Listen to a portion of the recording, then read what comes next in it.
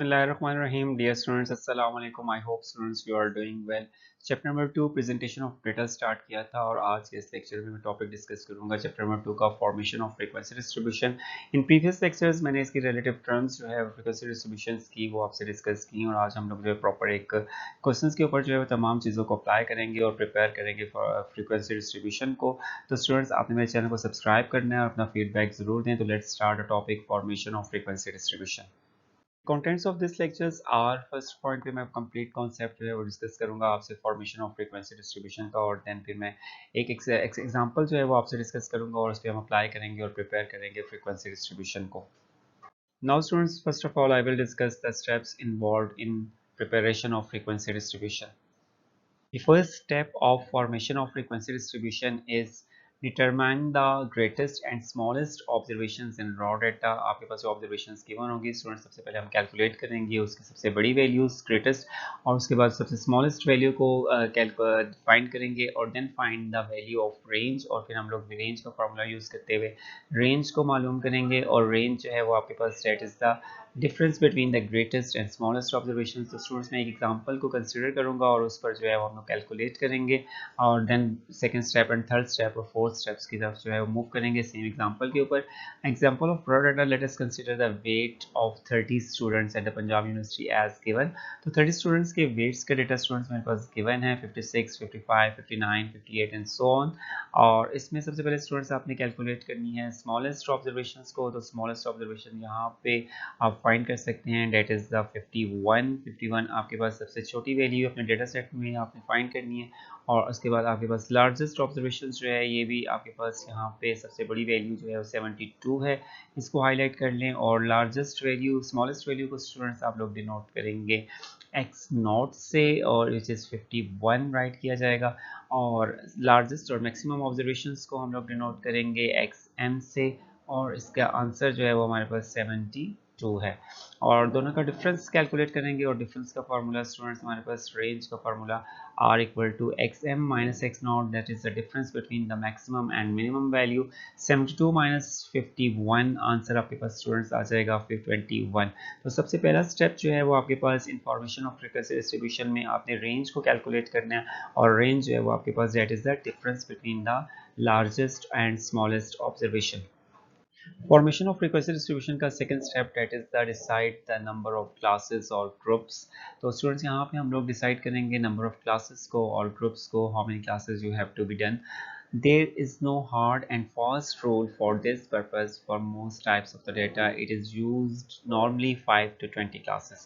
तो students normally हम लोग 5 to 20 के दरमियान में classes जो है वो बना सकते हैं। If we have less than 5 classes, it will result in too much information being lost.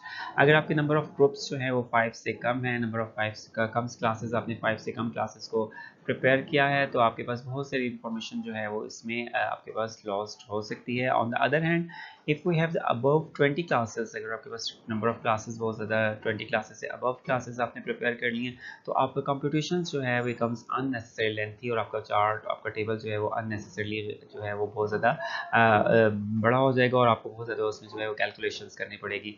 तो इस पैटर्न के लिए साइंटिस्ट ने has given the following rule to determine the approximate number of classes और उसके लिए एक फार्मूला उन्होंने एक की फार्मूला जो है वो दिया जिससे हम लोग जो है वो कैलकुलेट कर सकते हैं अप्रोक्सीमेट नंबर ऑफ क्लासेस को।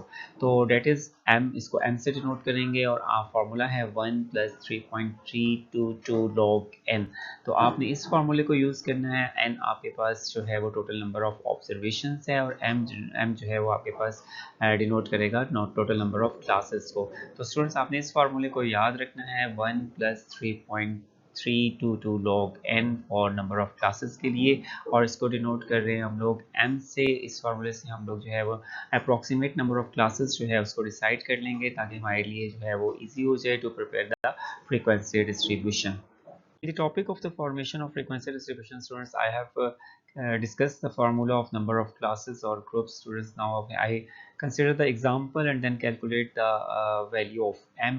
तो एग्जाम्पल स्टूडेंट्स मैंने कंसिडर किया 30 स्टूडेंट्स के वेट की, और आपके पास 30 ऑब्जर्वेशंस का डेटा गिवन है, और आपके पास 30 को आप डिनोट करेंगे n से, टोटल नंबर ऑफ ऑब्जर्वेशंस, और फार्मूला यूज़ करेंगे 1 + 3.322 log n।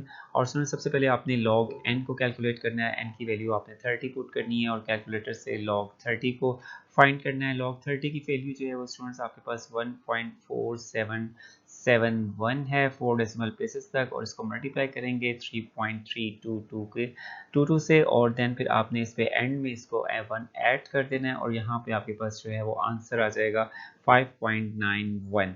It means that के नॉर्मली अप्रॉक्सीमेटली आपके पास 5.91 को अगर मैं राउंड कर दूं तो ये आपके पास 6 क्लासेस जो है इस 30 ऑब्जर्वेशंस ऑफ डेटा सेट की जो है वो 6 क्लासेस में हम इसको डिवाइड कर सकते हैं नॉर्मली, और इसमें 5 क्लासेस भी जनरेट हो सकती हैं, 7 भी हो सकती हैं, लेकिन ज़्यादा चांस जो है वो आपके पास 6 क्लासेस का है। तो ये आपके पास एक की फार्मूला था नंबर ऑफ क्लासेस के लिए, जिसमें हम लोग जो है वो अप्रॉक्सीमेट नंबर ऑफ क्लासेस को कैलकुलेट कर सकते हैं। तो यहाँ पे स्टूडेंट्स 6 हम क्लासेस जो है उसको प्रिपेयर करेंगे for this data. Now students, I will discuss the third step of the formation of frequency distribution, that is the determine the approximate class interval size, or it can be calculated by dividing the range by the approximate number of classes. Range को हम लोग divide करेंगे number of classes पे, number of classes की value पे divide करेंगे, और calculate करेंगे range calculate करेंगे class interval size को, और students class interval size को denote करेंगे h से। In case of the fractional results, the next higher whole number may be used as class interval size।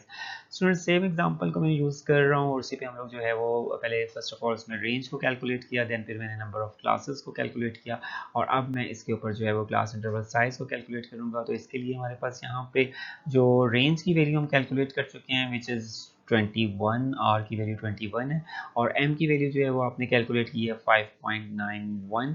तो क्लास इंटरवल साइज का formula students आपके पास यहाँ पे h को हम h equal to the R range divided by number of classes. तो ये आपके पास जो है वो रेंज का फॉर्मूला, क्लास इंटरवल साइज का फार्मूला है h equal to R over M. R की वैल्यू 21 पुट कर दें, और रेंज की वैल्यू नंबर ऑफ क्लासेस की वैल्यू 5.91 पुट करेंगे, और आंसर आपके पास स्टूडेंट्स आ जाएगा 3.55। तो आप इसको जो है वो राउंड कर सकते हैं 4 पे, तो आप लोग चूज़ कर सकते हैं स्टूडेंट्स इस डेटा सेट के लिए क्लास इंटरवल साइज जो है वो 4।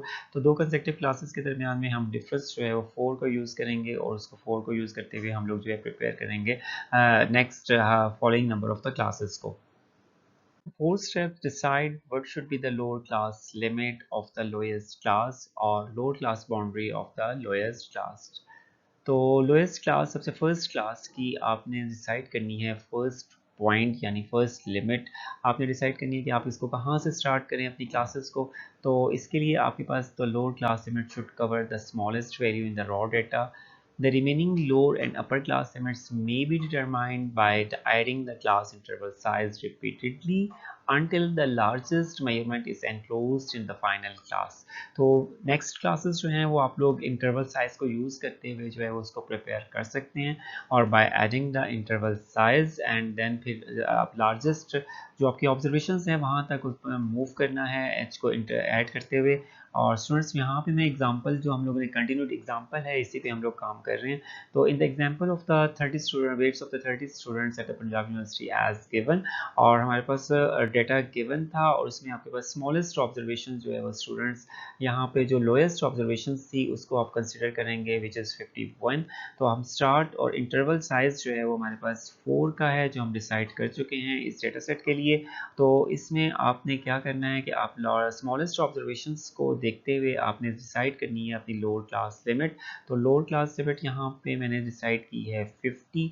तो स्टूडेंट्स आप 51 से भी स्टार्ट कर सकते हैं, और एक दो पॉइंट्स भी जो है वो प्रीसीडिंग एक दो पॉइंट्स जो है 51 के उससे भी स्टार्ट किया जा सकता है। तो मैंने यहाँ से 50 से स्टार्ट किया, और इसमें आपकी लोअर क्लास लिमिट की वैल्यू आपके 50 से स्टार्ट की है, और इसमें आपके पास जो ऑब्जर्वेशंस 51 है वो भी इस ग्रुप में कवर हो जाएगी। तो these are the class limits, और इसमें आपने इंटरवल जो है वो 4 आपने यूज़ करना था।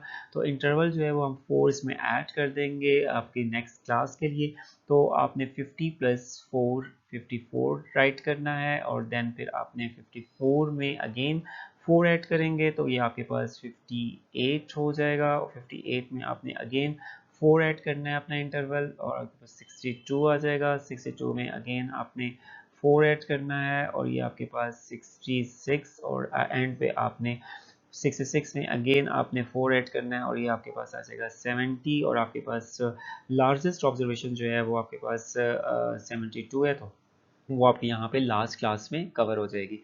उसके बाद आपने इसकी अपर लिमिट्स डिसाइड करनी है। अपर लिमिट्स आप कैसे डिसाइड कर सकते हैं, आपकी नेक्स्ट सेकंड क्लास जो है वो 54 से स्टार्ट हो रही है और आपने जो है इसको क्लोज कर देना है 53 पे। फर्स्ट क्लास को आप 53 पे क्लोज कर दें तो ये आपके पास फर्स्ट ग्रुप जो है वो कंप्लीट हो जाएगा। देन फिर आपने स्टूडेंट्स अपना इंटरवल 4 जो है वो आपने राइट लिमिट्स के अंदर जो है अपर लिमिट्स हैं इनमें भी 1 बाय 1 ऐड करते जाना है। तो 4 ऐड करेंगे, 53 प्लस 4 57 आ जाएगा, और 57 में आपने 4 ऐड करना है, दैट इज 61, ये 61 होगा। उसके बाद अगेन आपने 61 में जो है वो 4 ऐड करना है, आंसर इज 65, और देन 64 ऐड करेंगे इंटरवल 69, एंड देन फिर 4 ऐड करेंगे 73। तो आपके पास यहाँ पे तमाम ऑब्जर्वेशन जो है 50 और 73 में कवर हो जाएंगी, आपकी 30 ऑब्जर्वेशन का डेटा, और आपके ग्रुप्स भी यहाँ पे जो है वो in the form of class limits जो है वो प्रिपेयर हो जाएंगे, और जिसमें आपने लोअर लिमिट जो है वो यूज़ की है आपके पास 50 और 51 आपकी स्मॉलेस्ट ऑब्जर्वेशन है। आप लोग चाहें तो 51 से भी स्टार्ट कर सकते हैं और एक दो ऑब्जर्वेशन जो है पीछे से भी स्टार्ट किया जा सकता है। तो मैंने यहाँ पे 50 से स्टार्ट किया है, और ये आपके पास नंबर ऑफ क्लासेस जो हैं वो आप काउंट कर सकते हैं 1 2 3 4 5 एंड 6, और हमने यही डिसाइड किया था कि हमारे पास यहाँ पे 6 नंबर ऑफ क्लासेस जो है वो अप्रॉक्सीमेटली प्रिपेयर हो सकती हैं। तो यहाँ पे 6 क्लासेस में डिवाइड हो गया आपका डेटा 30 स्टूडेंट्स के वेट्स का। Fifth step of the formation of frequency distribution is distribute the values in the raw data into classes and determine the number of cases falling in each class, that is class frequencies. तो class frequencies को भी हमने decide करना है, तो इसके लिए हमारे पास जो है वो there are the two methods of arranging observations into proper classes. दो मेथड्स हैं, there are the two techniques. आपके पास दो मेथड्स यूज़ करेंगे जिनमें हम लोग जो है वो अपनी फ्रीक्वेंसी डिस्ट्रीब्यूशंस को जो है वो प्रिपेयर कर सकते हैं by arranging observations into proper classes. First one is the by listing the actual values. इसके by listing the actual values के मेथड के अंदर आपने स्टूडेंट्स हर ऑब्जर्वेशंस को लिस्ट करना है इनटू प्रॉपर क्लास के अंदर। तो each observation is listed in its proper class, this is called entry table. और सेकंड आपके पास जो मेथड है, सेकंड मेथड जो है वो बाय यूजिंग टैली मार्क्स। तो नॉर्मली स्टूडेंट्स जो है वो सेकंड मेथड को यूज़ कर रहे होते हैं बाय यूजिंग टैली मार्क्स, और इसमें आपके पास if the data are not arrange in order of the magnitude, अगर आपने इसको कोई भी असेंडिंग या डिसेंडिंग ऑर्डर में अपने डेटा सेट को अरेंज नहीं किया तो ये आपके पास जो है वो बहुत ईजी मेथड होगा। The easiest way of tabulating data is by recording a stroke card telemarks. तो इस फॉर्म के अंदर आप अपनी ऑब्जर्वेशंस को राइट करेंगे using strokes opposite to appropriate class for each observation. तो हर ऑब्जर्वेशन के लिए आपने एक स्ट्रोक यूज़ करना है, एक टेलीमार्क यूज़ करना है appropriate opposite to appropriate class. हर पर्टिकुलर क्लास के सामने जिस क्लास पे वो ऑब्जर्वेशन फॉल कर रही है उसके सामने आपने यूज़ करना है एक टेलीमार्क, और देन फिर आपके पास जब 4 टेलीमार्क्स हो जाएंगे तो आपने डायगनली फिफ्थ ऑब्जर्वेशंस के लिए इसके ऊपर डायगनली आपने एक टेलीमार्क डाल देना है। तो ये आपके पास मेथड है by using tally marks to prepare a frequency distribution, और जिसमें हम लोग तमाम ऑब्जर्वेशंस को वन बाय वन जो है वो टैली करेंगे और अपनी पर्टिकुलर क्लासेस के अंदर, और फिर उसको काउंट करेंगे नंबर ऑफ फ्रीक्वेंसीज को। In the preparation of frequency distribution, students, I will use the by listing the actual values method. In the example of weights of 30 students at the Punjab University as given below, 30 observations का data students हमें given था और इसमें हमने class limits को prepare कर लिया था, और इसका फर्स्ट ग्रुप 50 से 53 और 54 से 57, 58 to 61 4 के इंटरवल के साथ हमने ग्रुप्स इसके जनरेट कर लिए थे, और लास्ट ग्रुप हमारे पास 70 to 73 था। तो हम लोग इसमें यहाँ पे listing the actual values method के अंदर जो है वो हम लोग एज इट इज़ ऑब्जर्वेशंस को राइट करेंगे एंट्री टेबल में। तो फर्स्ट ऑब्जर्वेशन स्टूडेंट्स यहाँ पे हमारे पास 51 है, 51 जो है वो आपके पास फर्स्ट ग्रुप में फॉल कर रही है, तो इसको हम लोग फर्स्ट ग्रुप के बिल्कुल पैरेलल राइट करेंगे, और ये मैंने यहाँ पे 51 राइट कर दिया as it is. Second value मेरे पास 52 है, और 52 को हम राइट करेंगे, वो भी हमारे पास फर्स्ट ग्रुप में फॉल कर रही है, इसको भी फर्स्ट ग्रुप में ही राइट किया जाएगा। थर्ड वैल्यू मेरे पास 55 है, और 55 आपकी सेकंड ग्रुप में फॉल कर रही है, 54 to 57 के ग्रुप में फॉल कर रही है और इसको राइट करेंगे सेकंड ग्रुप के कॉलम में, और ये आपके पास 55 राइट कर दिया है। सिमिलरली 56 नेक्स्ट वैल्यू 57, तीनों वैल्यूज़ को हम लोग राइट करेंगे सेकंड ग्रुप में, 54 टू 57 के ग्रुप में राइट करेंगे, और इस पैटर्न पे हम लोग जो है वो तमाम वैल्यूज़ को वन बाय वन जो है कंसिडर करेंगे और उसको पर्टिकुलर ग्रुप में जो है वो उसके अकॉर्डिंग जो है वो राइट करते जाएंगे। तो ये आपके पास स्टूडेंट्स मेथड है जिसमें हम लोग जो एक्चुअल वैल्यूज़ को राइट करते हैं एक पर्टिकुलर ग्रुप के सामने, एक पर्टिकुलर ग्रुप के कॉरस्पॉन्डिंग। तो this is the method by listing the actual values method. तो स्टूडेंट्स आप लोग इसमें एज इट इज़ ऑब्जर्वेशंस को जो है वो राइट करते हैं पर्टिकुलर ग्रुप में, और ये आपके पास थोड़ा सा एक लेंथी प्रोसेस है in preparation of the frequency distribution. Preparation of frequency distribution by listing actual values method is time taking and lengthy process. तो स्टूडेंट्स हम लोग सेकंड मेथड यूज़ करेंगे। नॉर्मली हम लोग जो है वो ये मेथड यूज़ कर रहे होते हैं बाय यूजिंग टेलीमार्क्स मेथड। तो इसमें हम लोग जो है वो एक वैल्यू की कॉरस्पॉन्डिंग जो है वो एक टेलीमार्क जो है वो उसकी पर्टिकुलर क्लास के सामने जो है वो उसको राइट करते हैं और देन फिर हम लोग उसकी काउंट कर लेते हैं in the form of frequency. तो एग्जाम्पल स्टूडेंट्स हमने कंसिडर की थी 30 स्टूडेंट्स के वेट्स की, और हमारे पास 30 ऑब्जर्वेशंस का डेटा है, और क्लास लिमिट्स जो है ऑलरेडी हम लोग इसके प्रिपेयर कर चुके हैं। तो क्लास लिमिट्स आपके 50 to 53, 54 to 57 and so on 70 to 73, और एच के इंटरवल 4 के इंटरवल के साथ हमारे पास ग्रुप्स गिवन है। तो फर्स्ट ऑब्जर्वेशन स्टूडेंट्स यहाँ पे हमारे पास 51 है, और 51 को जो है वो हम देखेंगे कि वो किस ग्रुप में फॉल कर रही है। तो ये आपके पास 51 जो है फर्स्ट ग्रुप में फॉल कर रही है, 50 टू 53 के दरमियान में मिडल में लाई कर रही है। तो यहाँ पे एक टेलीमार्क यूज़ करेंगे। ये आपने एक ऑब्जर्वेशन के लिए एक टेलीमार्क यूज़ कर लिया। सेकेंड ऑब्जर्वेशन आपकी स्टूडेंट्स 52 है और वो भी आपकी सेम ग्रुप में फॉल कर रही है। तो इसके लिए सेकेंड ये एक और टेलीमार्क हम यूज़ कर लेंगे। देन आपके पास थर्ड वैल्यू 55, 56 एंड 56 एंड 57, ये आपकी 4 वैल्यूज़ जो हैं वो आपके पास ये फॉल कर रही हैं सेकंड ग्रुप में, और सेकंड ग्रुप में हम लोग यूज़ करेंगे हर वैल्यू के लिए एक टेलीमार्क। तो यहाँ पे आप देख लें कि 4 टेलीमार्क्स मैंने यूज़ किए हैं फॉर 4 ऑब्जर्वेशंस के लिए। और उसके बाद नेक्स्ट आपके पास 58, 58, 59, 59, 61 एंड 61। तो there are the 6 number of observations, और ये आपके पास लाई कर रही हैं थर्ड ग्रुप के अंदर। तो यहाँ पे आपने टेलीमार्क यूज़ करने हैं। 4 टेलीमार्क्स के बाद आपने डायगनली एक टेलीमार्क यूज़ करना है फिफ्थ ऑब्जर्वेशंस के लिए, और फिर यूजिंग गैप आपने एक नेक्स्ट टेलीमार्क यूज़ करना है सिक्स ऑब्जर्वेशंस के लिए।